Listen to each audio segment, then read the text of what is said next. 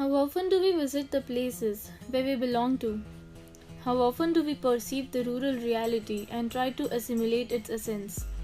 Other than the simple fact of being old and unmodernized, how do we conceive a village?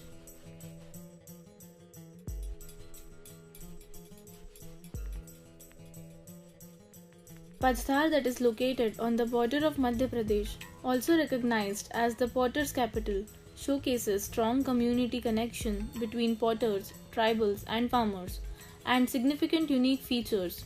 First one being the vibrant character of the village, then the skills of the artist, and the remarkably astonishing social and cultural attributes. The village was a living entity with blood flowing through its veins and with a definite pulse and heartbeat.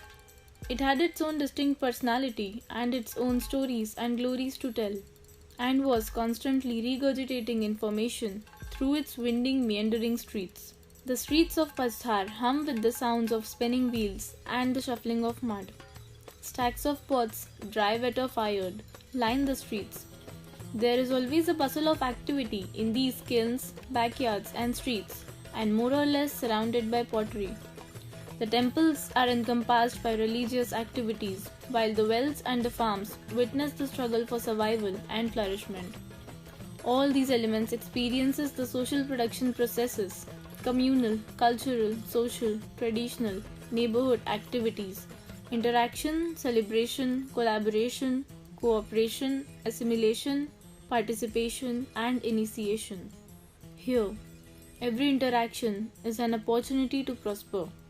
Design intends to bridge the gap between the rural and urban spheres and hence caters with the spaces reflecting and retaining rural character while providing modern advancements. It involves remolding of contextual rural spaces into a community center and rural house form. The program includes a display, shop, workshop, cattle shed, house form, community space, refreshment center, pathways, hierarchy of open, semi-open and closed spaces.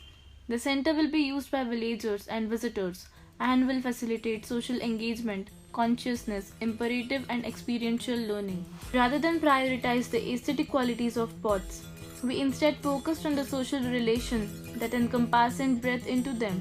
In doing so, we aim to illuminate the broader social context of their creation, which we hope results in a deeper understanding of how, in Pachdhar, clay is transformed into a culturally meaningful pot. Can we not make it an everlasting contemplation to make a way back to villages?